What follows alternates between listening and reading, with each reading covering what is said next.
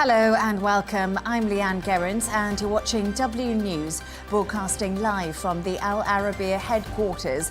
These are our top stories. The Kremlin says a phone call between Trump and Putin discussing a ceasefire in Ukraine is now over. Urgent calls for the Gaza ceasefire to return after Israeli airstrikes kill more than 400 people. And NASA astronauts finally head home after more than 9 months in space.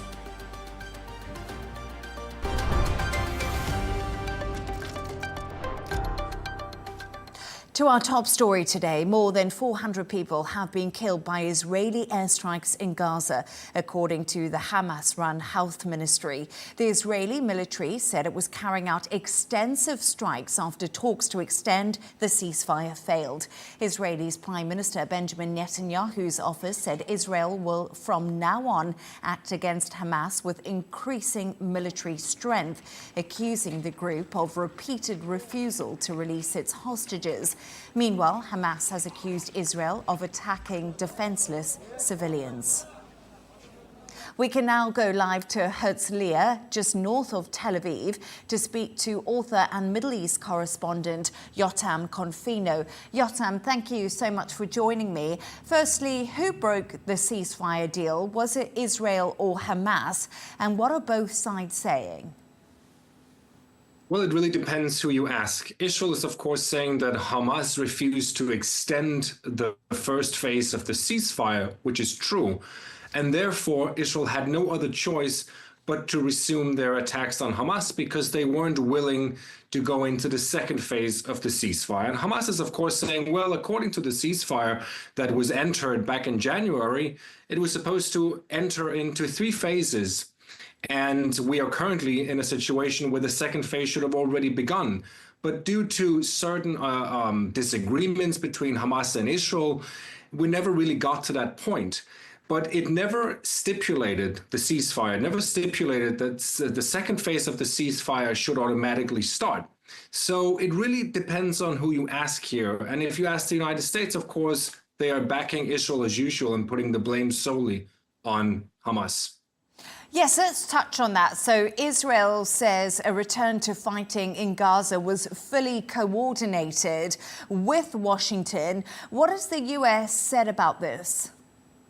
So the United States ambassador to the UN said that Hamas is to blame for this because they've turned out 2 proposals by Steve Witkoff, the special envoy to the Middle East. And he proposed that we extend the first phase of the ceasefire till after the Ramadan, until after Passover, and that there would be some bridge which could allow for Israel and Hamas to continue negotiating the details over the second phase. So the United States, unsurprisingly, is not in doubt. It is Hamas that is to blame for the fallout or for the breakdown of the ceasefire. What reactions have we actually heard from around the world to Israel's renewed strikes on Gaza? So again, unsurprisingly, there's been quite widespread condemnation of the Israeli attacks, mainly because of the reported high death toll. And it's from all the way from Russia to Saudi Arabia, France, the United Kingdom, Holland. Many countries have come out and said this is unacceptable. Israel should do everything they can to continue this ceasefire. But it's not just countries around the world that are angry with Prime Minister Netanyahu's decision here. Also, the relatives of the hostages are extremely angry. And even some of the former hostages who were released during this ceasefire have come out and said that you're essentially issuing a death warrant for these hostages. They cannot believe that after all of the things that they've told the Israeli public through interviews, that the government does not do everything they can to get them out because everyone knows which horrific conditions they're in. So there's widespread anger among especially the former hostages, the relatives of the hostages, and also many Israelis in general who just would like to see the remaining hostages come out. Former Israeli National Security Minister Ben-Gvir, who actually left the government over a disagreement about the ceasefire in Gaza, is rejoining the coalition today. Jotam, is this a sign that Israel will follow through with its pledge to destroy Hamas?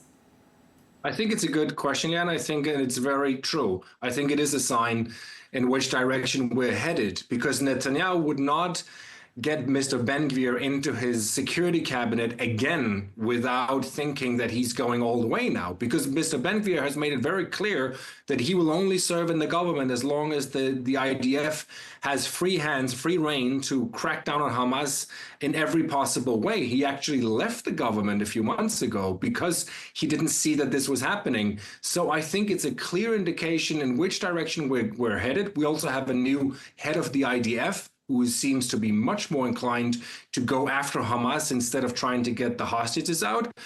So unless Hamas somehow caves into Israel's demands and comes back to the negotiations table, I do believe we're seeing just the beginning of many, many more attacks coming from Israel.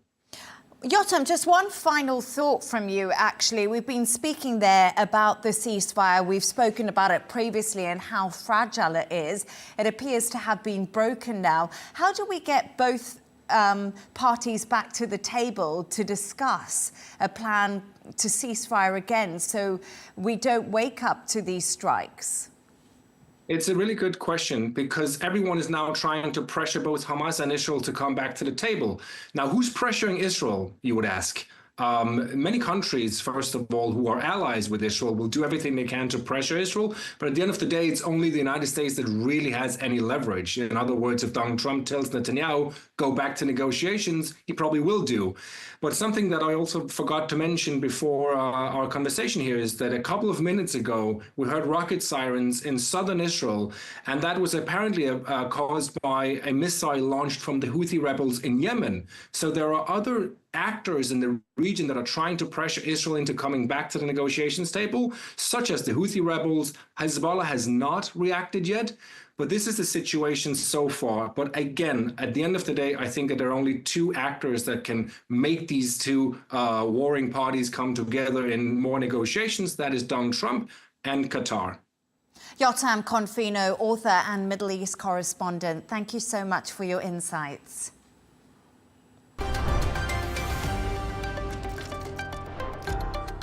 Let's take a look at some of the other stories making the headlines today.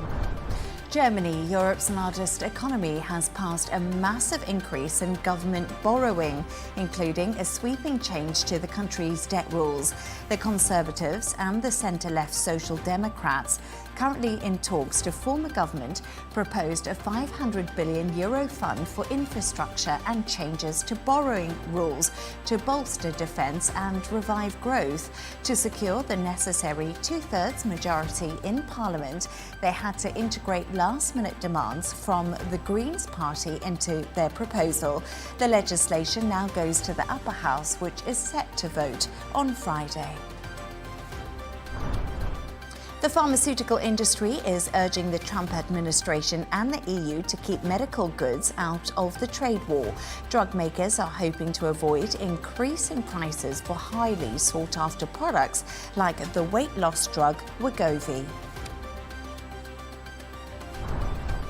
The last surviving Battle of Britain pilot has died at the age of 105. Originally from Dublin, John Paddy Hemingway joined the Royal Air Force as a teenager before World War II. Tributes have been pouring in for him, including ones from the British Prime Minister and the Prince of Wales. President Trump is calling for the impeachment of Judge James Boasberg, who was involved in blocking the deportation order of Venezuelan migrants. It comes after a federal judge has given the administration a deadline to provide details about the deportation. 261 people were flown to El Salvador just as Boasberg's court order blocking the deportations came into effect. Trump has claimed that those deported are part of the Tren de Agua prison gang, which the president designated as a foreign terrorist organization.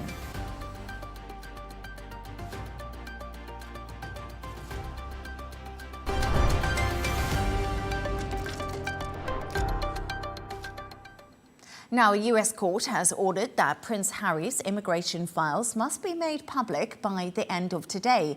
District Judge Cole Nicholas ordered the release of the documents after a Freedom of Information request by a conservative US think tank in Washington, D.C., called the Heritage Foundation. The foundation alleges the prince concealed his past use of drugs, which should have disqualified him from obtaining a US visa. For more on this, I'm now joined by royal editor Sarah Hewson in London. Sarah, thank you so much for joining us this evening. It does seem unclear what material will be released regarding Prince Harry's visa documents. Do you have any further insight into this? Hello to you, Leigh Ann. Yes, how much we're going to learn about Prince Harry's visa application remains unclear at the moment. The deadline is looming for the Department for Homeland Security to publish his immigration documents after this long-running case brought by the right-wing think tank, the Heritage Foundation. But the agreement for the release comes with some redactions. We understand there's going to be a number of documents released. One may remain private, but there will be redactions to maintain Prince Harry's privacy. What the Heritage Foundation really wants to know is, did Prince Harry lie about drug taking when he filled in his form to enter the United States in 2020, when he stepped down as a working royal and moved across the pond? Did he admit, as he did in his book Spare, to previous drug use, where he talked about taking cocaine, marijuana, hallucinogenic mushrooms, for example? Or did he lie about it? If he lied about it, then it's a problem for Prince Harry. If he was upfront about it, then the Heritage Foundation says that Joe Biden's administration gave him special treatment because of who he is. And that's what they want to clear up. That's what this Freedom of Information request has been about. It was rejected in September last year. They went to appeal, and last month it was agreed these documents would be published, and they're due to be out by the end of today. Sarah, will Prince Harry lose his visa and be kicked out of the US? What are the ramifications of this? Well, technically, lawyers for the Heritage Foundation argue that he could be, that people are frequently deported from the United States if it turns out they have lied on those official documents. But in reality, I think that's very unlikely to happen. We don't yet know, actually, what kind of visa Prince Harry has. That may be one of the things that we learn later on today. Did he have to apply like you and I would, and in which case he would have had to answer questions about drug use? Or was he on this special A1 head of state visa, as some immigration lawyers have suggested, that the top of the range visa, if you like, which would have had a different level of questioning and might have meant it was slightly easier for Prince Harry to get in and wouldn't have to answer those questions. So I think we'll have to wait to see what kind of visa he's on and what he has said, but I think it's highly unlikely we're going to see Prince Harry being booted out of the United States. Sarah Hewson, royal editor, thank you so much for joining me.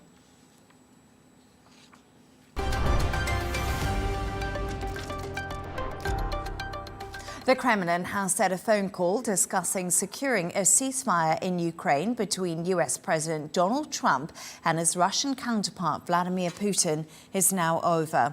For more on this, I'm joined by our Washington correspondent, Nick Harper. Nick, thank you so much for joining me. First of all, what's the latest?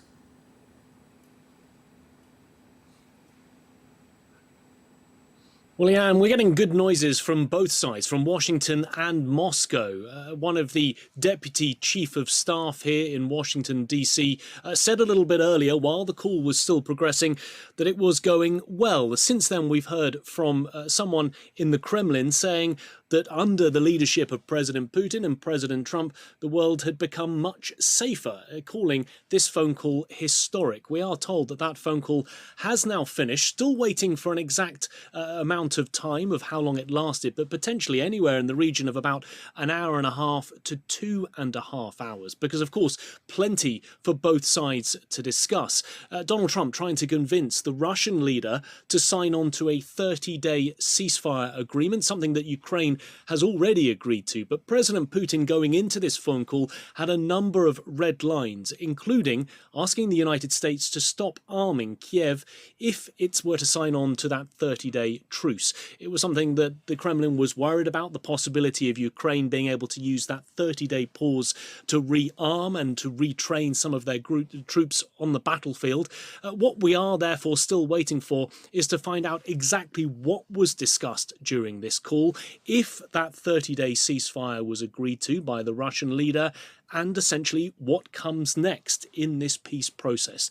Many details still to be worked out. We're likely to hear from the US President a little bit later today. He'll be signing executive orders in the Oval Office, and undoubtedly he will want to try and update the press as to how this call went. Leigh Ann? Nick, just quickly, we've actually heard from Zelensky, who says Europe must be at the negotiating table. His comments came after the Trump and Putin call ended. How likely do you think this is? As you said, we're still waiting for the readout on this conversation.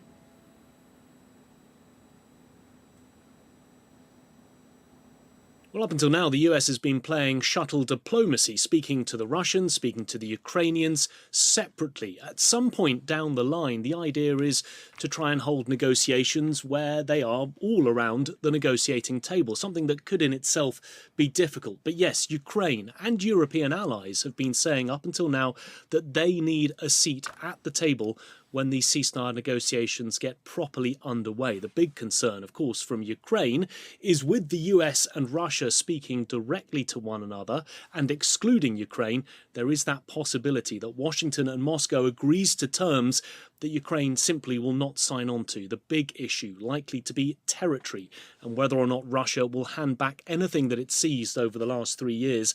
It seems so far that Moscow is ruling that out. Washington may also back Russia on that, much to the detriment of Ukraine. Nick Harper in Washington, thank you so much for joining us this evening. Just a quick recap there. The Kremlin says the phone call between President Donald Trump and Vladimir Putin has now ended.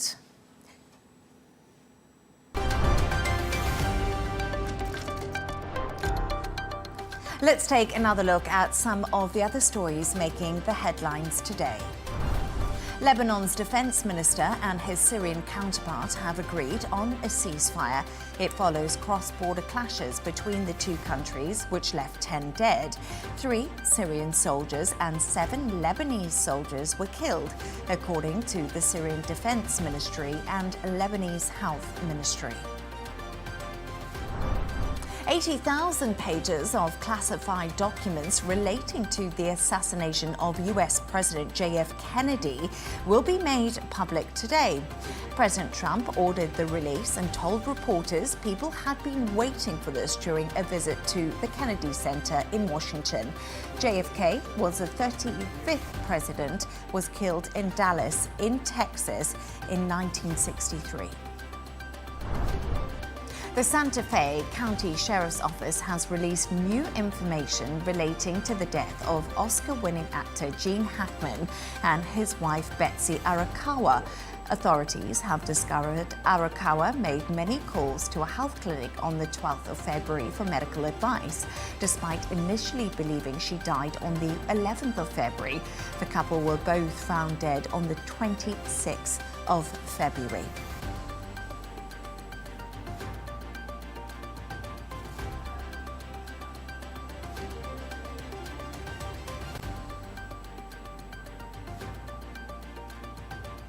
And India's Prime Minister Narendra Modi has joined Truth Social, the social media platform owned and regulated and regularly used by President Donald Trump. In his first post, Modi shared a photo with Trump taken back in 2019. The Indian leader added he was delighted to be on the platform and has followed the US president as well as the US Vice President J.D. Vance.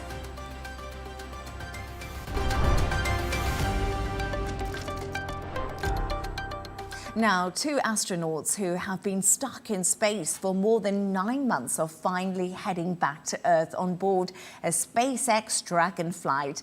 Sunny Williams and Butch Wilmore have been stranded on the International Space Station since last June after their 8-day mission suffered from technical issues with the Boeing Starliner capsule. The trip back home is expected to last almost 17 hours. Here's the moment they began their journey back to Earth. All hooks open. All hooks open. All hooks are open. And undocking confirmed. Freedom is free of its moorings. Sunny Williams and Butch Wilmore begin their belated trip home. Separation confirmed. For more on this, I'm joined by astronaut and adventurer Per Wimmer. Per, excuse me for that. Thank you so much for joining me this evening. So Sunny and Butch are just a matter of hours away from entering the Earth's atmosphere. How are all the teams involved actually preparing for the splashdown moment? Yeah, this is a very exciting moment. They went up for 8 days, and it took 9 months before they came back. So obviously lots and lots of excitement. But everything is well rehearsed, well prepared. So yes, they will splash down at about 6 o'clock New York time or 10 o'clock UK time this evening. And they'll be picked up, flown back on shore, and then they go through the usual procedures, and that usually happens to astronauts when they come back. When astronauts come back from space, they can be a little bit fragile. Their muscles would have reduced, their bone structure would have been reduced, and therefore they need time to sort of regain strength again. Also, they would probably be a little bit dizzy in the first few days back on planet Earth, because the body is not used to, or the heart is not used to pumping blood in the upper part of the body as much that is required on planet Earth as they were when they were back up in space. Very interesting. So a little bit of dizziness and muscle wastage, possibly. We did mention earlier they have been on board the International Space Station for longer than planned. And you just touched on it there, but what can being in space for so long actually do to your health overall? Two things. I mean, psychologically, you are in a confined space, which is the equivalent of sort of a six-room house, and you're there for a long time. So theoretically, it can lead to isolation, boredom, loneliness, anxiety, stress, all these sorts of things that can happen to anybody. Now, NASA obviously trains their astronaut to be prepared for that. So a lot of the times they would go into dark caves and work with teams there, or they go to remote areas to be used to this. These are made of the right stuff, these kind of astronauts. Physically, yes, the bone structures degenerate when you are in space. The longer you stay, your muscles the same. And also, the heart becomes used to having in space where there's no gravity. And that means that your fluids and your blood is easily circulating around the body. So when you come back to Earth, they're not used to that anymore. And it takes a little bit of adoption for the heart and the mechanism. Your eyeballs might also be swollen a little bit. So you might be a little bit dizzy on the eyesight. So it takes a little time. But the good news is you do come back to normal again after a while. The human body is an amazing temple in that sense. Yeah, absolutely. I always think that too. The human body really can recover. But the world has always been so fascinated with space. What work happens on the International Space Station, and why is it so critical? But Butch Wilmore and Sunny Williams specifically have done some amazing scientific work. They had a lot more time on their hands, 9 extra months almost. They grew some algae that help us understand and better when we breathe out CO2 as humans, these algae can then capture it. So they've done some trials in that regard. They've also done some biomanufacturing of yeast and bacteria that has the potential of growing more things in space and therefore reducing the amount of cargo that we need to send up into space or to the International Space Station, and therefore making sustainability in space much more likely. And specifically, Suni has also set a world record, actually, being the female who spent most time out of the ISS, clocking up a total now of 62 hours in EVA. And that's a female world record. So well done her. So she got a little extra bonus in there. I'm here for the female world records for sure. Per, is Elon Musk's SpaceX currently leading the space race? And I know you've been training for a space trip next year. Tell us more. Will you be going on one of Elon Musk's rockets possibly? I'm going to fly the Delta rocket, so that's going to be a different rocket. But yes, end of next year, my plan is very much to go into space. I've done lots of training in the centrifuge, spinning around faster and faster, and completely simulating how it is going into space. I've also flown fighter jets, both MiGs and L-39s and such. And also, for good measure, I've done the so-called vomit comet, the zero-G training, where you fly up in a quote-unquote normal cargo plane, nosedive down for 30, 40 seconds at a time, accelerating on the way down to planet Earth, and therefore creating plus G minus G, i.e. zero-G, weightlessness, for that limited period of time, and therefore making my body used to how it is to be in a zero gravity. So I'm ready. I'm all set to go into space, and I can't wait to get up there. It's going to be really an amazing experience, and I can't wait. I hope that you can actually give us an interview from space, Per Wimmer. That would be pretty amazing. Good luck with your trip, and please keep us up to date with how it goes. Per Wimmer, astronaut and adventurer, thank you so much for joining me. You're welcome. See you in space. See you in space.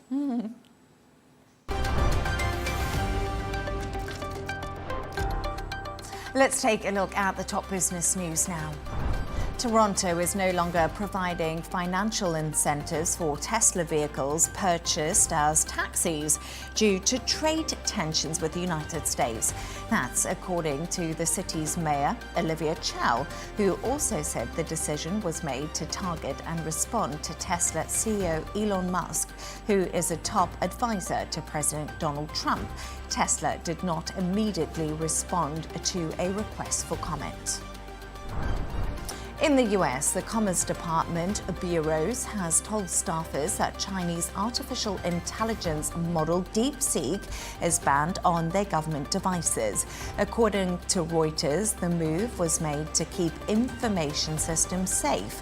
Meanwhile, in January, DeepSeek's low-cost AI models sparked a major sell-off in global equity markets as investors worried about the threat to US-led intelligence. Turning to sports news now, Inter Miami forward Lionel Messi has not been included in Argentina's squad for their World Cup qualifiers against Uruguay and Brazil due to injury. The 37-year-old's club have announced that Messi has a low-grade abductor injury following his club's 2-1 Major League Soccer win at Atlanta on Sunday. And the Irish MMA star Conor McGregor used his St. Patrick's Day visit to President Donald Trump at the White House to criticize Ireland's immigration policies. Before they meet up, McGregor caused a stir with his fiery comments, which were condemned by the Irish Prime Minister Micheál Martin. The fighter has suggested in the past that he may attempt to contest October's election for the largely ceremonial role of Irish president.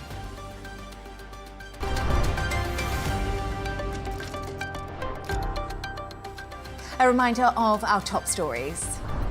The Kremlin says a phone call between Trump and Putin discussing a ceasefire in Ukraine is now over. Urgent calls for the Gaza ceasefire to return after Israeli airstrikes kill more than 400 people. And NASA astronauts finally head home after more than 9 months in space. And that's all from us on W News. Thank you so much for joining us. The dressing room is coming up next. And of course, don't miss Tom Burgess Watson with GNT. Good night and thank you for joining us.